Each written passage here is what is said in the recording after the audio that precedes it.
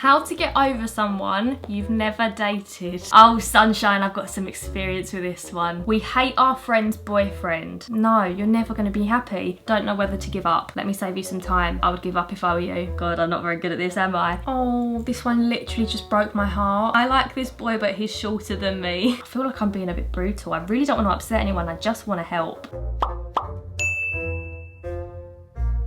Hello my little darlings, how are you all feeling? What would you like to talk about today? Agony Aunt Han. If anyone can come up with a better name, leave it in the comments down below because that would be muchly appreciated. I've decided to start this little channel on my series where you guys are going to send me your dilemmas, any issues that you've got in your life, and I'm going to give you advice. I'm going to keep all of them anonymous. I asked you guys what dilemmas you're having in your life at the moment, either on Instagram, and honestly, inundated with responses. It's kind of nice to know we're all in the same boat. Absolutely winging it through life. But I just want to quickly say that I do want to keep this series fairly light-hearted. If you are going through anything really difficult, I'm going to leave a few helplines in the description down below. Anything like if you're struggling mentally, if you're feeling suicidal, obviously those sort of things I'm not qualified to give advice for. I wish I could, and I wish I could help everyone, but for this series it's just little old me giving advice on things that I know not a lot about. So we're not going too deep, but like I said, if you do need any help there, please do reach out. There is always someone to talk to. I'm going to leave phone numbers, email addresses, websites, everything in the description down below because I know not everyone loves a phone call, me. So there are other ways that you can reach out to people should you need to. Anyway, I'm going to crack on and get started reading your dilemmas about relationships, about friendships,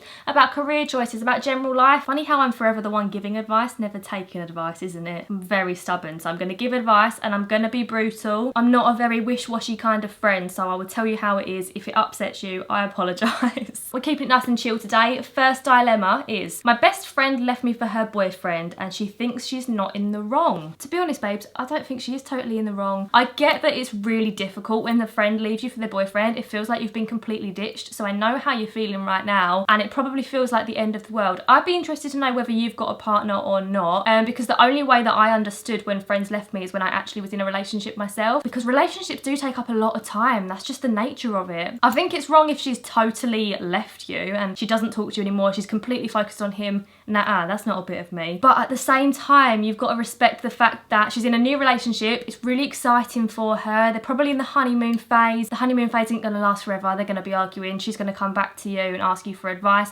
And I think you should be there for her, because if you were going through the same thing, I'm sure you would want her to be there for you. Next up, we have, I would like help in finding a career and keeping my little man healthy. Oh, that was proper cute. I don't know how to keep a child healthy though. I'm guessing like when you take him to Mackey's, throw a fruit bag in, balanced diet and all that, make sure he's going to the playground, running around. Not one for motherly advice. But the finding a career thing, the most well-rounded people in life, and this is not me, the people with the most life experience who can see life from other people's perspectives the best are the people who haven't found a career straight away. You've got to try different jobs. You can do waitressing, you could be a chef, you could work in a vet, you could be a receptionist, whatever takes you fancy or whatever is even available at the time. Even if you think that's not a bit of me, you never know, you might be surprised by it, and by the time you get to the age of about 50, you're going to look back at your life and think, cool, I had some good jobs, I've had an interesting life. Oh, this is a long one. This takes up 4 boxes on the Instagram questions. I've been messaging this boy for literally like 5 years on and off. We've had our fair share of fallouts, but I really like him and he gives off the vibes that he feels the same, but says that he doesn't or isn't wanting a relationship, but that's all I want and I keep hoping it will happen, but I'm just not sure. What would you do? 5 years is a long time, hun. I'm not gonna lie to you. I always think, I was gonna say if it was gonna happen, it would have happened by now. But you do hear the stories of people going their separate ways and then coming back together years later. I think for now, from an outsider's perspective, 5 years this boy has been on and off. If it was gonna happen at this moment in time, I think it would have done by now. I think it sounds like if you were me, if I was you, God, I'm not very good at this, am I? If I were in your position, I think I would give it a break, to be honest. I think I would just focus on myself, figure out who you are without him in your life. You don't have to completely cut him off, but you do need to cut off the feelings you've got for him, because I don't know, if he doesn't feel the same, you're only setting yourself up for more heartbreak in the future. But you might find that once you've had a break, he sort of turns around and he misses you and he thinks, actually, Maybe I do want something a little bit more. I feel like I'm being a bit brutal. I really don't want to upset anyone. I just want to help. I'm talking to you guys as if you are my best friends. Like, this is what I would say to them. Doesn't mean that I'm right. I might be completely wrong in every single one of my answers, but I'll try my best. It's time to move out, but the thought of leaving my childhood home makes me cry. Oh, I can kind of relate to this one, actually. I feel like it's time to move out for me as well, which is mad because I'm 22. And I guess 22 is quite old though to be living at home. But ultimately, the thing I've learned is you've got to stop comparing your timeline to anyone else's.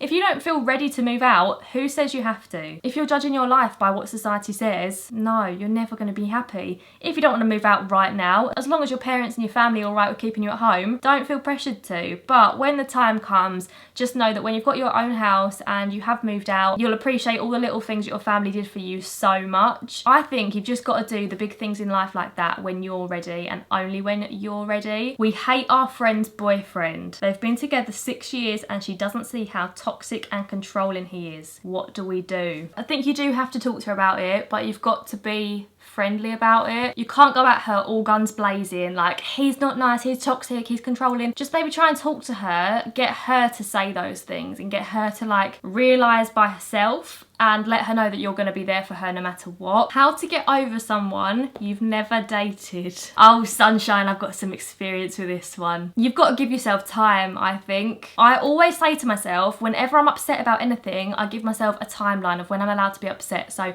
if it's something small, I'll be like, right, I'm giving myself an hour to be annoyed about this. At 8:15, I'm not going to be angry anymore, what's the point? And I get over it. Or if it's something a bit bigger, like getting over someone, I'll be like, right, by the end of this month, I am going to be a totally new person. I think you've got to allow yourself to process those kind of emotions, but you also have to have a cut-off point. You can't spend your whole life wondering what if. Okie dokes, next one is, I want to meet new people and I'm open to a relationship, but I have anxiety and as a result, I don't go out much. I spend quite a bit of time on my own and I feel like people don't like me. To be honest, I'm still working on this myself, so I don't really know what advice I can give. The thing that I tell myself is when I meet the right person, I won't feel anxious about that at all. And I'm gonna meet the right person when my anxiety isn't as bad one day, because it's not always gonna be as bad as it may feel right now. For now, forget about the meeting new people and the relationship and just focus on improving your anxiety. Do little things that push yourself out of your comfort zone. Like if you don't like train journeys, for example, do a short train journey with a family member or with a friend. Just do little things to try and help your anxiety first, and then everything else will hopefully fall into place. Oh, okay. I'm worried that me and my boyfriend are on different pages. We're both 28. Oh, it's so difficult because you can't change somebody's life goals and aspirations.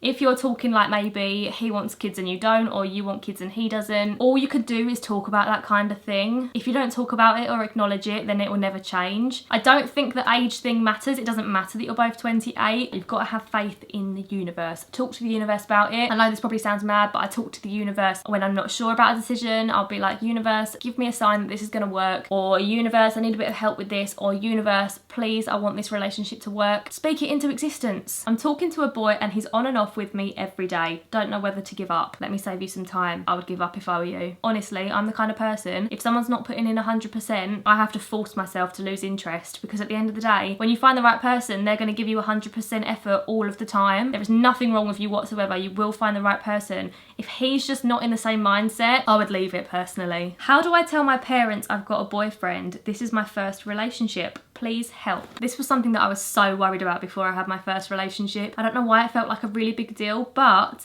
chances are your parents probably have an inkling anyway. This actually is what happened with me. So my ex-boyfriend had got me a bunch of flowers. I came home with the bunch of flowers and they were like, oh, lovely flowers. Who are they from? And I was like, oh, this boy, he asked me to be his girlfriend. And they were like, oh, that's lovely. And then they'll be like, not cute, he got you flowers. He doesn't have to get you flowers, just pop to us to get yourself some flowers, babe. Honestly, it's just a good way to work it into convo, because you've got to talk about it. There's an elephant in the room. Where are the flowers from? I broke up with my boyfriend and started dating a new guy 2 months later. Is that too soon? No, I don't think so. I think when you meet the right person, if you click, you can't be like, no, sorry, it's too soon. You've just got to let it happen. I hate my job and it's affecting my mental health, but I need the money. What do I do? It's so hard to give advice when there's a financial aspect to it, because everyone's finances are so different. What I will say is one of my friends was in this situation fairly recently and I told her to leave her job, and after that she did. It took her a while to find a new job, but her mental health was so much better. At the end of the day, I feel that if you haven't got your mental health behind you, you don't have a lot at all, because that is the base of everything in life when you think about it. You want your mind and your body to be healthy, happy, and then everything else will follow. So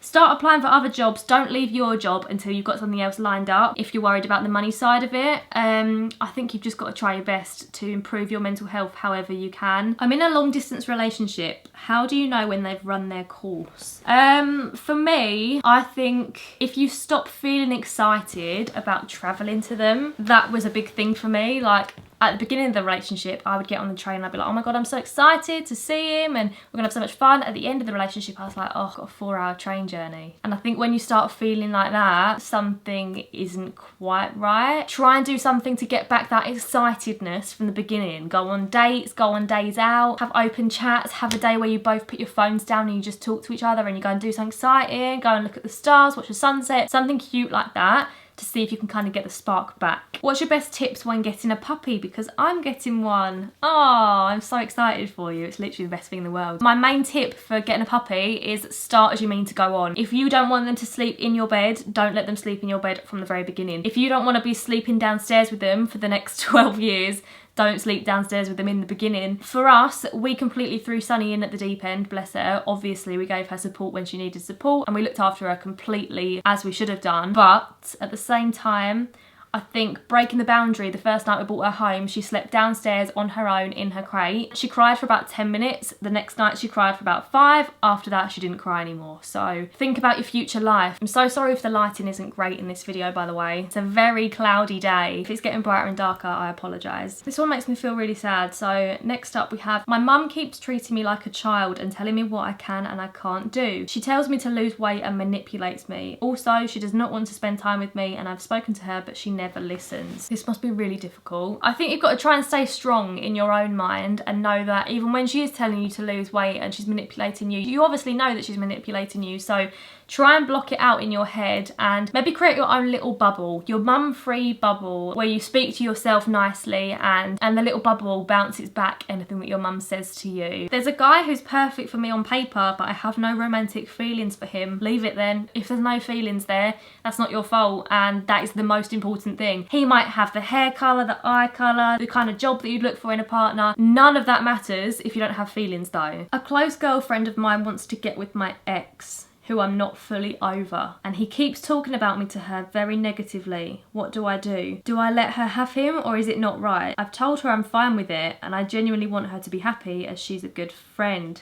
But have I done the wrong thing? I think, do you know what? I think, honestly, you sound like a lovely person. And I think the fact that, one, your ex is talking negatively about you says that you definitely don't want him. And also your friend, I do think friends should understand that you just don't go for an ex. You just don't. It's girl code. I don't care if people think that's not a thing. It is. The easy answer would be to cut them both out and let them get on with it. But you don't want to lose a good friend. Do you know what? I think you should have this same conversation with her. I think you should say, I don't know what to do because I want you to be happy, you're a really good friend, but at the same time, you know I'm not fully over him and I would feel a bit uncomfortable in future events, like you bringing him to the event with us, or it's me or him, honey. I'm joking, don't say that. I'm 16 and haven't had a relationship, but I'm scared no boys will ever like me. I know how you're feeling. I also felt like this when I was 16. I had my first boyfriend when I was 17, and before I met him, I felt like I'm never gonna meet someone, no one's ever gonna like me, but I promise you, pinky promise, and that is a strong bond, that you will find someone that likes you. For now, I think you've just got to enjoy it every single day. Enjoy being young. It's a good thing, I think, that you don't have a boyfriend right now. I miss the honeymoon stage with my boyfriend. He insists he still loves me, but I wish he showed it. No relationship is going to have the honeymoon phase forever. I think if he's insisting that he still loves you, maybe he's just not a very affectionate person. Maybe he's not like a honeymoon phase kind of guy, and that's okay. I think as long as you love each other, you don't have to do all the romantic things that social media tells you to do. You just have to love each other, and that's what it comes down to. And if you both do that,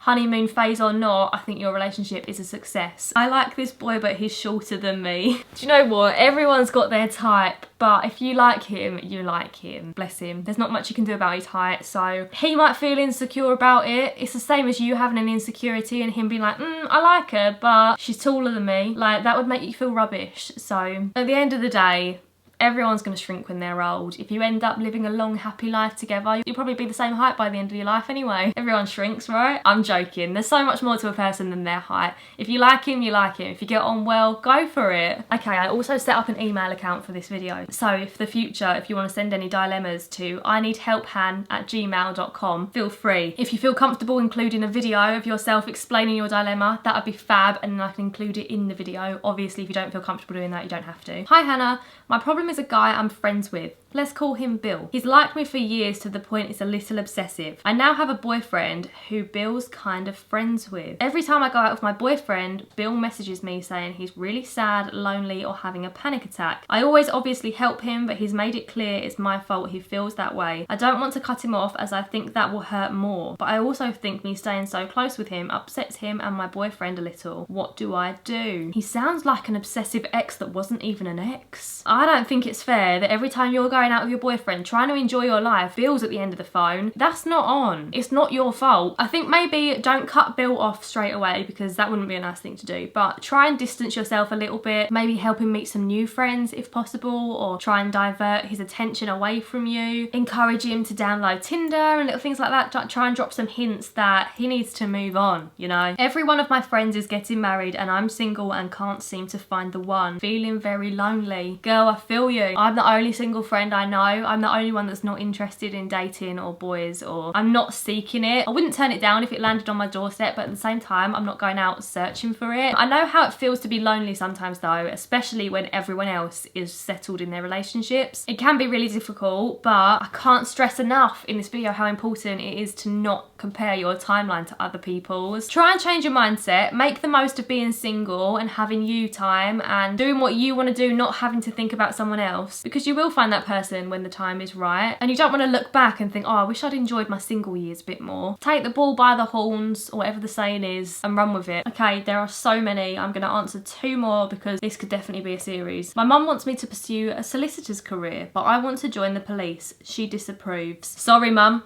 is what I would say. You have to do what you want to do. Join the police, go down that route, don't feel bad about it. It's your life, and I think once you're in your job and your mum sees how happy you are in your job, she'll come around anyway. If you don't want to be a solicitor, you don't have to be. So go for the police career, 1000%. There's not even a doubt in my mind that you should do anything else. Okay, and the last one. What if my dream job is where I'm treated or paid badly? I think if you're treated badly, that's another story, and I think you don't have to put up with that, and it's not going to be your dream job if you're being treated badly by people. If it pays badly but you love the job, life isn't all about money. Just remember that. The best things in life genuinely are free, and I know I've had so many cliche things come out my mouth during this video. There is truth behind every cheesy quote. Anyway guys, I'm gonna leave it there for today because I've been filming this video for ages now. I will be doing another one of these videos in the future, so keep an eye on my Instagram story because that is where I will be asking you for more of your dilemmas. Or in the meantime, feel free to drop me an email, ineedhelphan@gmail.com. You can attach a little video of you explaining the situation. That would be the dream. I would love to like get you guys actually in these videos. But for now, thanks for watching. Let me know in the comments down below what should I actually call this series, because I ain't really got a clue, to be honest with you. If you enjoyed this one, do subscribe and you can see more in the future. But I hope you're all keeping well. I hope you're keeping safe, and I'll see you again soon with another little video. Bye guys. Love you.